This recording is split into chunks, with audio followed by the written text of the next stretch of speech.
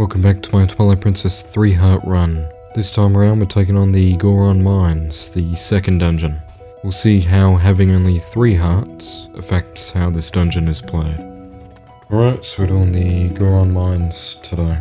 Probably the most easily forgotten dungeon in Twilight Princess. I mean, it's a good dungeon, I believe it's very linear, which might be the cause for the forgettability of it. So obviously the iron boots has heavy presence throughout the entirety of the dungeon. And it's a good system, I would say, to sort of give an item to link in between dungeons. It allows for the dungeon design in the first half to involve a particular item, in this case the iron boots, and then later on when we get the bow, the bow can sort of mix in with that. So it allows for a dungeon to really be themed over 2 items as opposed to just 1. Because it's very infrequent for a Zelda dungeon to look back on items. Like, I doubt that the Gale Boomerang's gonna see any use in this dungeon. And the same goes for everything else in this weapon wheel. So, obviously the Gale Boomerang can actually be used to, wow, that was terrible gameplay. The Gale Boomerang can be used to sort of cool off those flaming enemies, which is some sort of backwards usage of items, which is good. That should be seen more commonly in Zelda titles. Yep. The classic central room sort of gist. Obviously many Zelda games use this sort of trope. It works really well. The Goron Mines might actually be the most linear dungeon to use the central room approach. Now, I haven't played these Zelda games for, a very long time, but I know that the Lake Bed Temple, which should be next after this one, I believe that one really nailed the sort of exploratory nature that having a central room can provide. I really do think that the dungeons are what sets Zelda apart from other games. I have not been able to find a single other game that does these sorts of dungeons, which mixes like combat, exploration, puzzle solving, all together into one sort of package that, has its own theme, has its own atmosphere. I don't know, maybe Nintendo sort of patented that sort of idea, which, wouldn't surprise me, given their sort of lengths that they go to secure the bag, so to speak. But yeah, it sort of leaves Zelda in a league of its own, where it doesn't really have any competition. So yeah, I mean, I'm liking the blending of themes that the Goron Mines sort of provides, where it is a fire-based dungeon, but it's not afraid to have a water section. Given that the iron boots have such a prevalent sort of place in this dungeon, it would be remiss to not have the water sinking idea that the iron boots is usually lended to.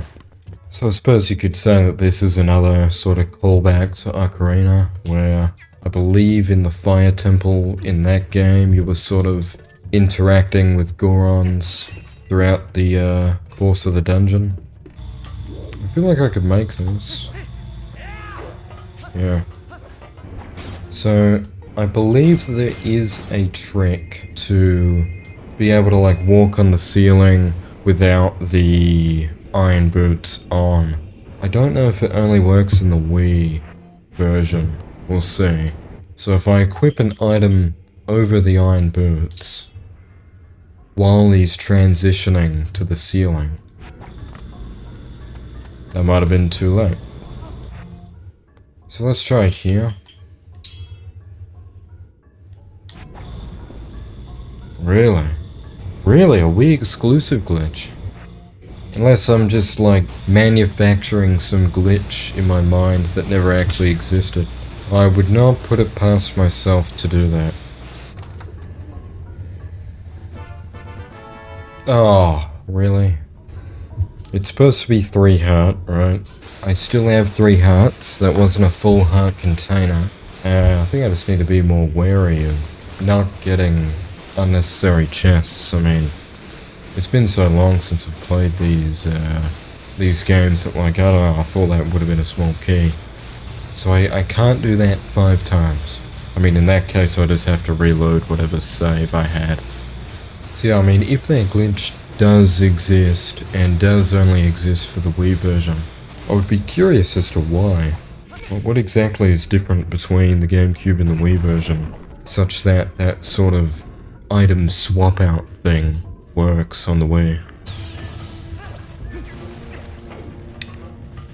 There goes the Goron shield. Gone forever. Ooh, I think I actually do remember that there's a key under here. If that's true, then, like, how am I remembering that? Complete and utter disbelief. Yeah, it's a pretty cool mechanic, having the iron boots be magnetic. It's a sort of twist on the item, like the same way that the Gale boomerang is, you know, Gale, not just some generic boomerang. So I guess Twilight Princess does try to put a spin on the classic Zelda item, at least in these cases.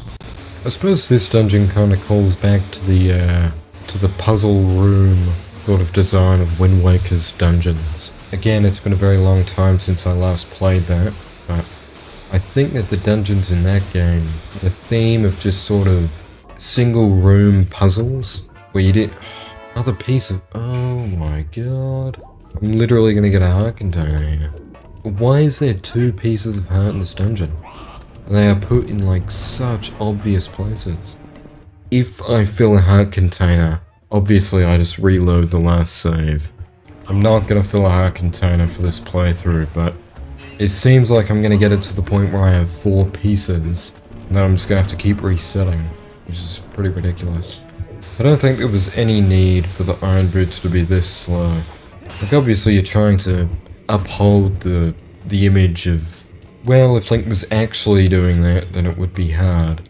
It's just being a pace breaker, and you know, it's sort of, you gotta think the cost of realism on a player's time. Every game is taking sort of liberties that make it less realistic, but save the player some time. Now obviously you need, like, a good balance of those things, if you're going for a realistic style. Obviously if you're not, then, you know, don't bother with anything and just have the game be as efficient to play as possible.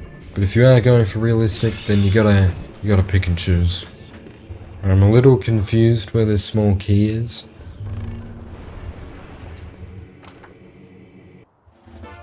There we go. Pretty inconspicuous being in a small chest. Really, man? Holy. I mean, like, imagine if it was just 10% quicker. Yep, what if it's just 5% quicker? We'd appreciate that for sure. Is this the mini boss? Yep. I might die here. I don't remember how this guy works. I mean, do I just go at him with a sword? Boomerang. Yeah, as if. I genuinely completely forget how to beat this guy. Oh, there we go. Right in the lava. Is he gonna attack?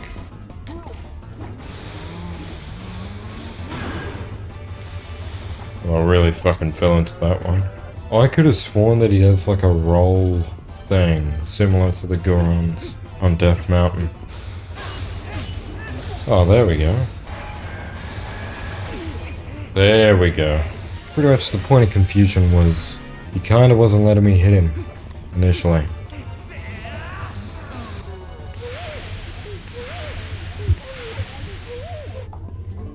Can you please shut up, man? Don't mean to be rude, but he was talking to me from long range. There's no need for that. So I think this is where we get the bow. I always thought that the bow was handed over a little too early. You know, I think that it could have been good if they swapped the bow and the spinner, which the spinner's in the Arbiter's Grounds, I think, which is the 4th dungeon. Would have given a little more time for the slingshot to be useful. I'm pretty much going to be getting midnight notifications for the rest of this dungeon due to my lack of a shield. So this will be the boss key. Now, the Goron Mines is the only dungeon as well to have a unique boss key. So yeah, you can pretty easily navigate the Goron Mines without the use of the dungeon map. Jesus, they love trolling you with these little blobs.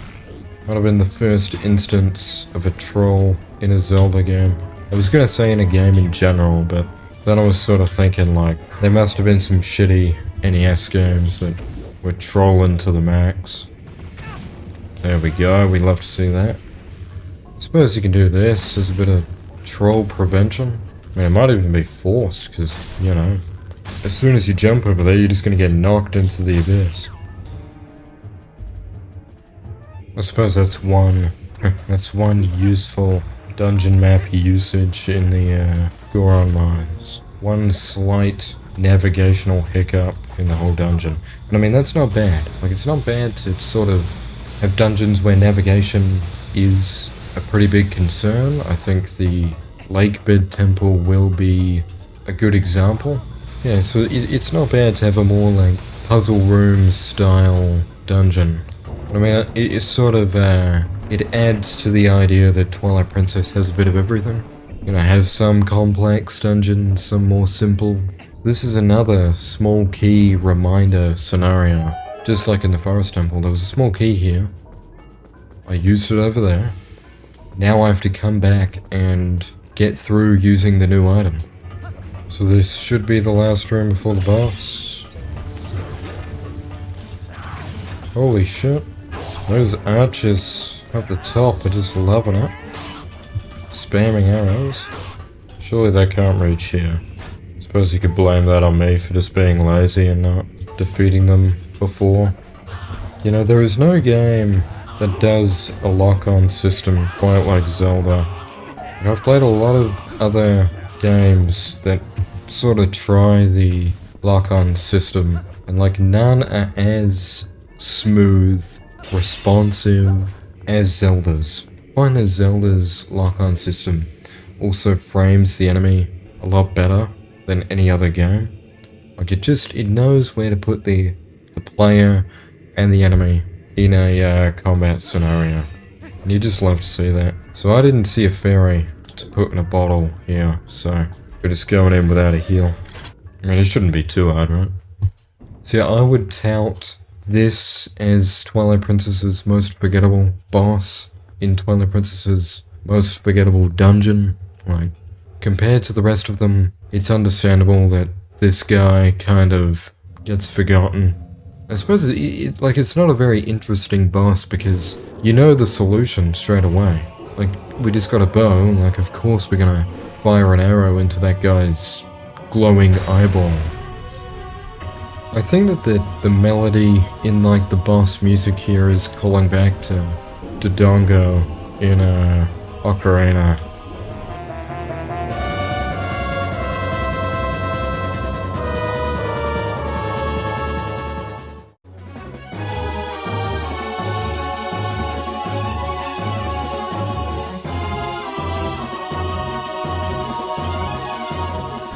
I think I am hearing the same motif. Pulling the bastard over. Is shooting him in the glowing spot even necessary? Couldn't you just go like straight up? Ooh, maybe not. Might actually be necessary.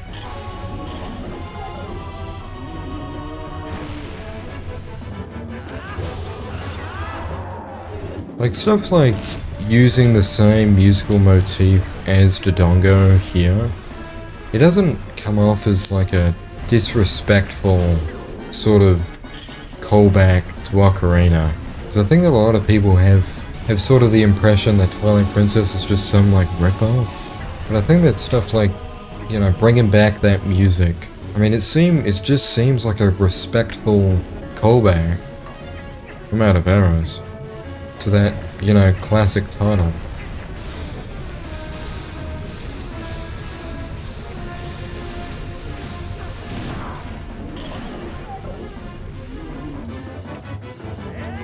There we go.